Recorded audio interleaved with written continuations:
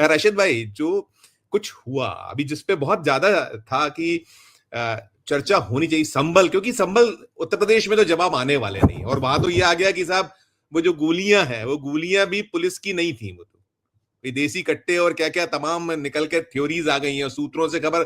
पूरा जो आपका गोदी मीडिया वो तो बहुत चिल्ला चिल्ला कर गा रहा है गाने।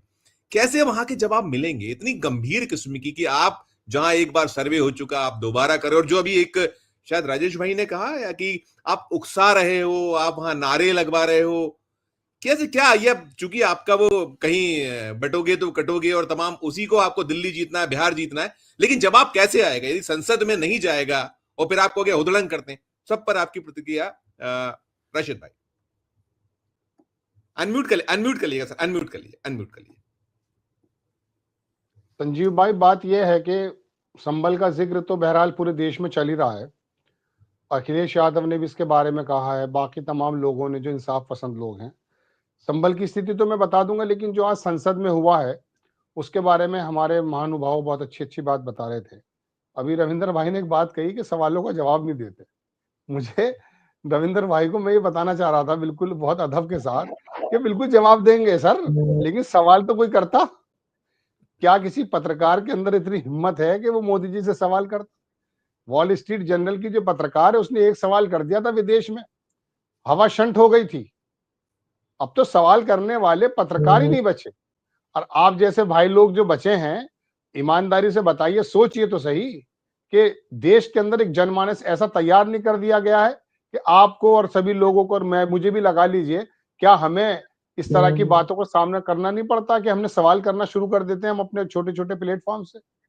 तो सवाल और जवाब की तो बात अलग है। इसके बाद बात यह है कि मोदी जी हो या उनका पूरा तंत्र हो, वो इस बात से बिल्कुल बेफिक्र है संजीव भाई, कि दरअसल ये सवाल उठाते रहें, हम इनको सवाल को ना भी उठाएं हम इनको दरकिनार कर देंगे, चूंकि हमारे पक्ष में, अभी रविंद्र भाई ने बहुत अच्छी बात कही कि ये सन 80 से ही जब से इलेक्शन लड़ना शुरू हुए हैं, मैं तो अब पिछले 20 साल 30 साल का रिकॉर्ड ये जानता हूं कि 20-22% वोट तो इनके पास है ही। और वो वोट कौन सा है, उन्होंने वो मेंटल लेवल से जो इनको थोड़ा सा हिप्नोटाइज कर दिया है, वो वोट इन्हीं के पास जाता है। थोड़ा सा वोट इनको चाहिए होता है। बड़ा अच्छा अंगणित पेश किया रविंद्र भाई ने, उसमें थोड़ा सा पैसा खर्च कर दो, काम खत्म कर लो। और उसके बाद अगर वो भी अगर मिसाल के तौर पे कुछ, अब बताइए विपक्ष 65 60 63 65% ही तो अपनी तरफ एक तरफ कर पाया है, वो 85% कैसे कर ले? उसके पास संसाधन नहीं है, पैसा बांटने के लिए नहीं है, उसके पास चुनाव आयोग नहीं है, गोदी मीडिया नहीं है। तो खैर ये तो बहरहाल एक अजीबोगरीब बात है। मैं धनखड़ साहब के बारे में एक बात कहना चाह रहा था। मुझे उनकी आज कार्रवाई देखते हुए मुझे बंगाल याद आ गया। बंगाल के अंदर वो किस प्रकार का बिहेव करते थे, वो चुनी हुई एक सरकार के बीच में इस तरह से हस्तक्षेप करते थे और बताते भी थे और साबित भी करते थे कि जैसे उनका अधिकार है। लेकिन जैसे ही वो उपराष्ट्रपति बने, तो आप जानते हैं कि उस वक्त उस समय या तो राज्यपाल की भूमिका को लोकतंत्र के अंदर वो जबरदस्ती इन्वॉल्व कर रहे थे, लेकिन जब उपराष्ट्रपति बने तो हुआ क्या, फिर वो कॉलेजियम के माध्यम से लोकतंत्र की दुहाई देने लगे। यानी कि गोया के कॉलेजियम से ऊपर ही बात बताने की कोशिश करने लगे थे लोकतंत्र को। वो होगा भी, हम इस बात को मना नहीं कर रहे। तो बंगाल में अलग रूप देखा जाता है, और उसके बाद जब ये उपराष्ट्रपति बन जाते हैं तो उसके बाद अलग रूप देखा जाता है। अब जहां तक आप बात कर रहे हैं संभल की, तो संभल से खबरें आ रही हैं संजीव भाई, कोई कहता 4 लोग मर गए, कोई कहता 5 लोग मर गए। वहां के मस्जिद के जो सदर हैं उनको भी हिरासत में ले लिया गया है, और कुछ महिलाओं को भी हिरासत में ले लिया गया। वहां के लोकल अधिकारी की लैंग्वेज आप देख लीजिए किस प्रकार से कह रहे हैं, याद रखेंगे। वही योगी जी की जो कहा था कि इनकी नस्लें याद रखेंगी, आपको याद होगा। वहां का लोकल प्रशासन भी इस तरह की जबान का इस्तेमाल कर रहा है। वहां चीखें पुकार मच रही हैं। हम कह रहे हैं कि वो पत्थरबाज भी थे, मान लिया चलिए। तो आप ये बताइए कि आप गोली मार देंगे, आपके ऊपर ही तो आरोप लगा रही है महिला अपने बेटे के कत्ल का। आप उनकी कम से कम रिपोर्ट तो दर्ज करें। दूसरी बात, अखिलेश यादव ने बड़ा शानदार सवाल उठाया, वो वाकई चंद्रचूड़ साहब को याद करने का मौका है। बल्कि मैं तो ये कहूंगा कि यहां पर सिर्फ और सिर्फ जिक्र ही सी बात की कर देनी चाहिए कि चंद्रचूड़ साहब जो रास्ता खोल कर गए थे, उसका अंजाम अब निकल करके सामने आ रहा है। भाई आपने 19 नवंबर यानी कि मंगलवार को एक आदमी आया जो इसी काम के अंदर संलिप्त है, विष्णु जैन नाम का वो व्यक्ति जो उस काम को कर रहा है। भले ही वो एक कान वकील आदमी है, लेकिन कर क्या रहा है, किस इंटेंशन के साथ कर रहा है? क्या आप इंटेंशन समझ में नहीं आती है आपके? वो आदमी दूसरे शहर से आकर के कितनी मस्जिदों पर, कितनी उस पर वो इसी काम को कर रहा है वो। और वो आर्कियोलॉजिकल सर्वे की टीम के साथ कर क्या रहा था, और जय श्री राम के नारे कैसे लग रहे थे। अच्छा खैर, चंदौली का जो वो जज है जिसके बारे में कहा जा रहा है, रजत शर्मा ने भी एक बात कही है। आप ये बताइए संजीव भाई कि 19 नवंबर को उसने याचिका डाली, उसको और उसको उसकी सुनी भी गई, उसका ऑर्डर भी निकल आया सर्वे, और शाम को जिलाधिकारी को सिंकारा पिला दिया गया है। कहां से पिलाया हम क्या कह सकते हैं। उसको इतनी जल्दी लगी कि वो रात को जाकर के वहां पर बिना दूसरे पक्ष को सुने, जज ने जजमेंट इन द सेंस सर्वे के लिए बोल दिया है, और वो जा करके करने लगे। यानी कि 19 तारीख में सारे काम कर रहे थे आप। हमारी अदालतों के अंदर इतनी इतनी तेजी आ गई है, मुझे तो बड़ी अच्छा लगा सुन करके कि वाकई बड़े तेजी से काम कर रहे हैं। लेकिन ये वाला काम जो आपका पॉलिटिकल एडवांटेज देता है, उसके अंदर आपके अंदर इतनी ताकत आ जाती है, इतनी फुर्ती आ जाती है। बहरहाल वो निमट भी गया, मुकम्मल हो गया, जैसा कि अखिलेश यादव कह रहे हैं। अब उसमें उन्होंने मस्जिद के जो मुंतजमीन थे, जो इंतजामिया के लोग थे, संजीव भाई, उन्होंने वो सर्वे भी करा दिया। आपके समझ में ये आया कि यार कुछ हुआ नहीं है और हम तो घिरे जा रहे हैं। हम तो अभी महाराष्ट्र पे किस प्रकार से जवाब देंगे। हमारे पास तो कुंदरकी की अंदर 65% जो मुसलमान हैं, वहां 1 लाख वोटों से ज्यादा जीत रहा था भारतीय जनता पार्टी का कैंडिडेट। इस वाली बात को, इस हठधर्मी को, जैसा कि लोग आरोप लगा रहे हैं, उसको कैसे छुपाएंगे। तो आपने दोबारा भेज दिया उस टीम को, वो जय श्री राम के नारे लगाए, और आकर के अब आप क्या कर रहे हैं। अब आप ये कर रहे हैं जनाबे वाला कि आप जो है धीरे धीरे, वो कभी महिलाओं को हिरासत में लेने की बात आ रही है, सामने वीडियोज आ रहे हैं हमारे, हम तो वहां फिजिकल मौजूद नहीं है, और कभी आप मस्जिद के सदर को बुलाने की हिरासत। आप चाहते क्या है। आप दरअसल इसको, जैसे अखिलेश यादव ने कहा कि आप छुपाना चाहते हैं कि वो जो आपकी कमियां खुलेंगी, जैसे महाराष्ट्र के बारे में भी कहा, हमारे ठाकर साहब ने कहा कि वहां पर जो है एक गांव के अंदर एक वोट नहीं निकला है, वो तमाम लोग सड़कों पर आ गए। आपकी पोल ना खुल जाए, अडानी पर आपको जवाब नहीं देना पड़ जाए, न्यूयॉर्क एक्सचेंज की तरफ से जो दोबारा समन आ गया है अडानी को, उसके बारे में आपको जवाब न देना पड़ जाए, आप क्या क्या करेंगे। लोगों की जानों से खेल जाएंगे क्या। आरोप तो ऐसे ही लग रहे हैं। आप कौन कौन से सवालों से पीछे भागना चाहते हैं, लेकिन हैरत की बात इन लोगों से बिल्कुल नहीं है। संजीव भाई, बात यह है, ईमानदारी से बताइए, ट्विटर की दुनिया में तो आप भी रहते हैं, हम भी छोटा मोटा आपका अनुसरण करते हैं। आप बताइए, लोग किस प्रकार की बात कर रहे हैं कि एक मरा हुआ आदमी पड़ा है और वो कह रहा पत्थरबाज को मारा गया। अरे पत्थरबाज को मारा गया है, गोली तो सर में गोली लगेगी भाई। अग्निवीर वहां पर जब ट्रेन की उखाड़ रहे थे पटरियां, तो क्या गोली चला दी थी।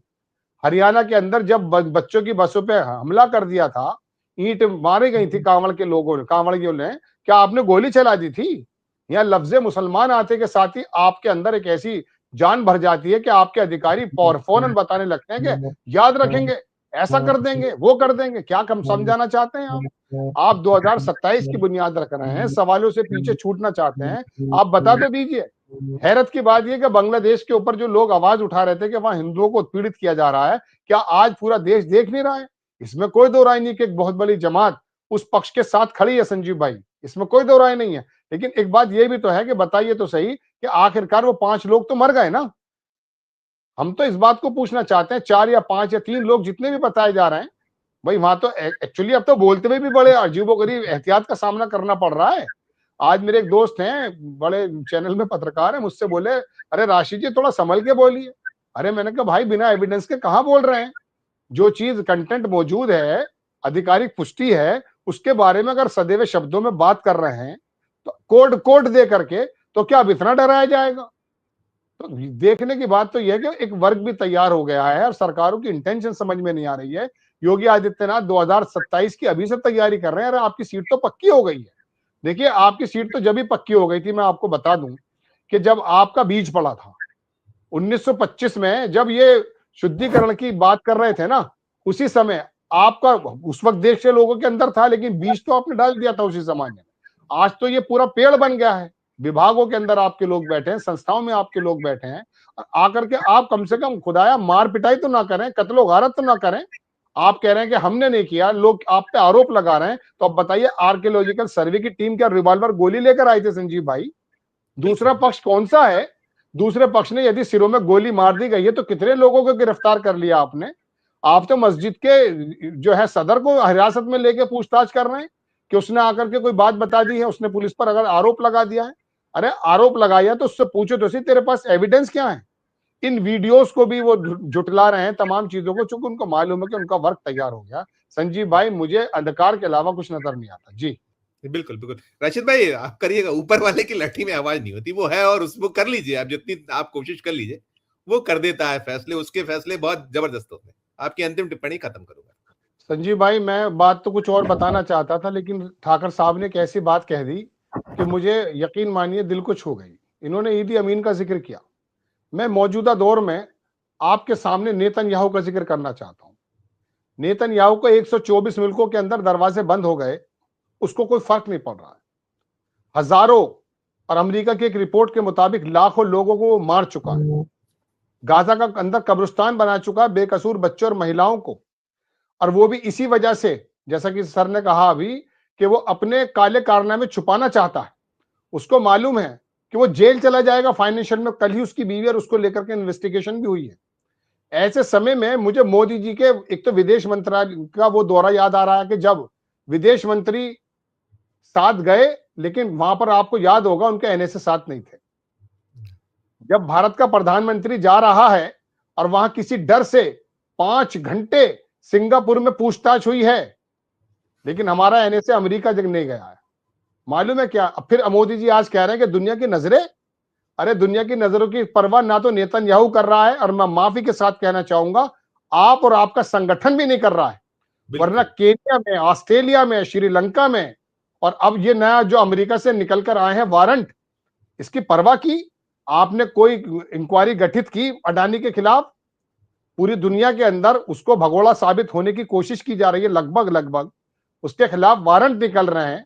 वो टिकट नहीं ले सकता। रवीश कुमार ने बड़ी शानदार बात कही कि सारा ठेला खरीद लेगा, लेकिन अमेरिका का टिकट नहीं ले सकता वो आदमी जो नहीं नहीं, दुनिया का दूसरे नंबर का मालदार बना फिरता है। यस किसकी वजह से? और आपकी गैरतें कहां चली गई हैं? आपने अभी तक एक मामला दर्ज नहीं कराया है। आपने ये नहीं पूछा कि बाहर की जो दुनिया भर के जो समन्स आ रहे हैं वो क्या घोटाले करके आए हैं। राशिद भाई, अपने आप पर कौन मुकदमा करेगा दर्ज? यदि वो फंसेगा तो बिल्कुल बहुत सारे आपकी बात लोग ठीक है, होंगे। अपने आप पे कौन मुकदमा करेगा, लेकिन ये दुनिया में आप जो कह रहे हैं जियोपॉलिटिक्स, इसके बारे में तो आपको मालूम ही नहीं है एक्चुअली कि दुनिया में हमारी जग हसाई कहां पर हो रही है। यहां पर तो जिस तरह से कुएं के अंदर एक मेंढक होता है ना संजीव भाई, उसको मालूम होता है यही समंदर है। अन्य भक्तों की एक ऐसी जमात पैदा कर दी गई है जिसको लग ये रहा कि यही विश्व गुरु है और हम ही चंगा सी है सब कुछ। उनको मालूम नहीं कि दुनिया के बाहर कितने ताशे पिट रहे हैं।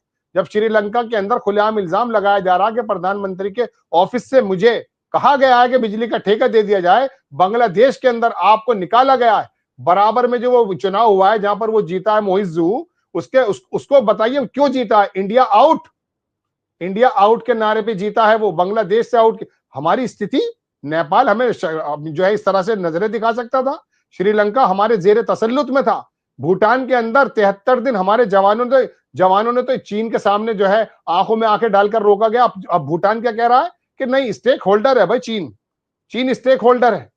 आपकी जियोपॉलिटिक्स के बारे में तो अगर आप बताना शुरू कर दें, या कुछ दिन ये गोदी मीडिया सिर्फ 15 से 1 महीना या 1.5 महीना चला देना, तो पता चल जाएगा कि अनभक्तों की आंखें खुल जाएंगी और इनको वोट नहीं मिलेगी। लेकिन तकलीफ इस बात की है कि संभल के अंदर गाजा जैसी स्थिति बन रही है। आप इसको कम ना मानिए। 4 या 5 लोग, जब 5 लोग मरते हैं तो 5 खानदान मर जाते हैं, 5 इलाके मर जाते हैं। और हम तो मणिपुर भी ऐसे रोए थे, आप गवाए।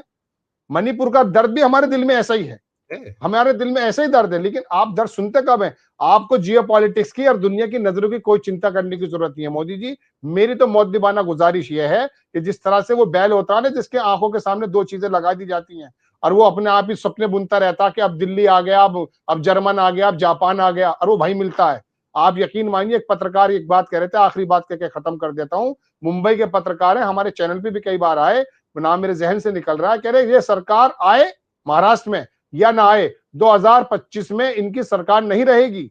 वो एनडीटीवी का सोहित मिश्रा जब उनसे बोला कि ऐसा कैसे कह रहे हैं कि सरकार नहीं रहेगी, वो बोले दुनिया को, हिंदुस्तान के लोगों को पता चल जाएगा ठाकर सर। उन्होंने कहा कि हमारी अर्थव्यवस्था की दरअसल हालत क्या है। तो वो ये पोले तो खुलनी है, आप इस मर्ज को नहीं छुपा सकते बहुत जमाने। लेकिन मैं एक बात ये बताना चाहता हूं, जब ईदी अमीन का जिक्र आया, मैं कोशिश करूंगा कि मेरे प्रधानमंत्री जी का जिक्र उस वक्त ना आए कि जब ये नेतन्याहू को या ईदी अमीन को याद किया जाए। तो मैं नहीं चाहता मेरा प्रधानमंत्री उस क्लास में आकर रुक जाए। जी।